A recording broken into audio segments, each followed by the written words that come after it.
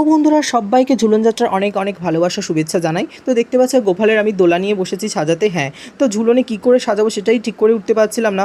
আবার মনে হলো যে ঝাউ পাতা দিয়ে সাজাবো। তারপর পাশের বাড়ি একটা দাদুদের বাড়িতে ঝাউ গাছ ছিল, মাকে বললাম যে একটু এনে দাও। তো মা বলার সাথে সাথেই এনে দিল, আর তারপরেই আমি সেটা দিয়ে সাজাচ্ছি। আমার না প্রথম দিনকে জুঁই ফুল দিয়ে সাজাবার খুবই ইচ্ছা ছিল, বাট ডায়মন্ড হারবারে গেলাম, আমি পেলাম না, ওই রজনীগন্ধার চেন নিয়েই চলে আসতে হলো। তারপরে দেখো এই দোলাটা সাজানো মোটামুটি কমপ্লিট হয়েছে। তারপর আমি বসে গিয়েছি আমার গোপালকে নিয়ে, গোপালকে রেডি করাবো।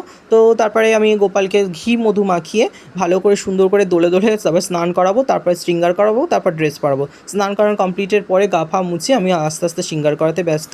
আর এই যে ড্রেসটা দেখতে পাচ্ছ, এটা আমার মনে হয় 2-3 বছর আগে জন্মাষ্টমীর ড্রেস ছিল। তো এগুলো তুলে রেখে দিই, কোনো বিশেষ বিশেষ অকেশানে এগুলো পরাই। তো আজকে ঝুলন যাত্রার প্রথম দিন, সেটাই পড়াচ্ছি আর কি। তারপর আস্তে আস্তে জুয়েলারিগুলো পরিয়ে নিচ্ছি।